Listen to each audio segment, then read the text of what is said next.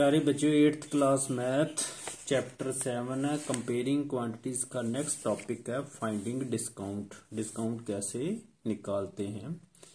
तो पहले marked price के बारे में समझते हैं। मार्क्ड प्राइस होता है बच्चों, जब भी हम कोई बाजार जाते हैं कभी, तो वहाँ हम देखते हैं कपड़ों पर जो कीमत लिखी होती है या कोई वस्तु पर कीमत लिखी होती है उसे हम मार्क्ड प्राइस कहते हैं।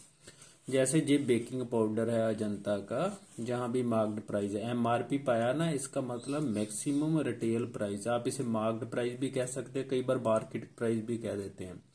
ये 21 है, ये मैक्सिमम वैल्यू है। अब हम कहते हैं इस पर 10% डिस्काउंट दे दो, तो इसका 2 रुपये 10 पैसे कम कर देगा। 21 में 2 रुपये 10 पैसे घटा देगा। जितनी वैल्यू बनी वो हमारा एक्चुअल प्राइस हो गया, वो सेलिंग प्राइस हो गया शॉपकीपर का। ये बात जरा याद रखनी है। इसका मतलब मार्क्ड प्राइस वो हुआ जो ऊपर लिखा होता है, प्रिंट होता है, जहाँ दुकानदार हमें पहले बताता है। फिर वो कहता है कि मैं आपको 20% डिस्काउंट देता हूँ, 30% डिस्काउंट देता हूँ या 10% डिस्काउंट देता हूँ। वो डिस्काउंट के घटाने के बाद जो हम उसे पैसे देते हैं वो होता है सेलिंग प्राइस दुकानदार का। ये बात थोड़ी याद रखनी है। तो हम डिस्काउंट कैसे निकालना है, डिस्काउंट परसेंट कैसे निकालना है, वो इस चैप्टर में हम करेंगे। तो देखते हैं कैसे। लो, इसका ये एक फार्मूला, डिस्काउंट किसके बराबर हुआ, मार्क्ड प्राइस, जो प्रिंटिंग प्राइस उसमें से सेलिंग प्राइस हम सब्ट्रैक्ट कर देंगे। मान लीजिए मार्क्ड प्राइस, किसी कोई वस्तु खरीदने गए हम, उस पर लिखा हुआ 100 रुपये, तो सेलिंग प्राइस उसने दिया हमें 10 रुपये कम कर दिए, तो 90 रुपये का दे दिया। तो डिस्काउंट उसने हमें कितना दिया, डी से भी लिख देते हैं कई बार, MP माइनस SP 100 माइनस 90, तो कितना डिस्काउंट दिया हमें, 10 रुपीज। तो ऐसे हम डिस्काउंट, फिर डिस्काउंट परसेंट हमें ये फार्मूला है उसे निकाल लेंगे।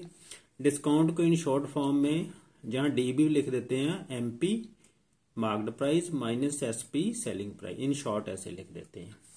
तो डिस्काउंट परसेंट कैसे निकालते हैं, डिस्काउंट बटा मार्क्ड प्राइस, हमेशा मार्क्ड प्राइस से ही निकालना है, इनटू 100 कर देंगे।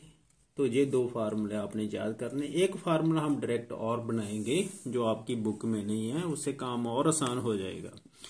अब कुछ क्वेश्चन करते हैं। Exercise 7.2, first question, an article marked ₹1920 sold for ₹1840, what is discount and discount percent निकालना है। तो हमें मार्क्ड प्राइस भी दिया हुआ है, सेलिंग प्राइस भी दिया हुआ है। ये दुकानदार का सेलिंग प्राइस है, ये बात याद रखनी है। हमारा सेलिंग प्राइस नहीं, अपना नहीं समझ लेना। ये बार बार, मान लो ये शॉपकीपर है, शॉपकीपर, तो ये कस्टमर है, कस्टमर, ग्राहक को कस्टमर कह देते हैं। और शॉपकीपर ने मार्क्ड प्राइस लिखा हुआ है बार 1000 रुपया, कोई वस्तु है, कोई साड़ी है, 1000 रुपये की है। उसने क्या किया, 10% इसमें डिस्काउंट दे दिया हमें। तो 1000 का 10% करो 100, 1000 में 100 सब्ट्रैक्ट कर दो, तो कितने आ गया, 900। तो 900 रुपये की उसने दे दी। ये 900 रुपया ना सेलिंग प्राइस होगा दुकानदार का, हमारा तो ये कॉस्ट प्राइस बना, हमने इतने की खरीदी है। कस्टमर का कॉस्ट प्राइस है, हमारा कॉस्ट प्राइस, शॉपकीपर का सेलिंग प्राइस है। बस इतनी बात याद रखनी। लो, marked price of an article 1920, selling price हो गया 1840, discount MP minus SP, MP में SP सब्ट्रैक्ट कर दो, 1920 में 1840, जो 80 रुपये, 80 रुपये डिस्काउंट दिया उसने। अब डिस्काउंट परसेंट का फार्मूला में पता, डिस्काउंट बटा MP इंटू 100। ये बात याद रखना, नीचे मार्क्ड प्राइस लगना है। डिस्काउंट 80, मार्क्ड प्राइस कितना, 1920 इंटू 100। तो लो, इसे काट लेते हैं और काट लेते हैं, 2 चौके 8, 2 9 18, 2 6 12,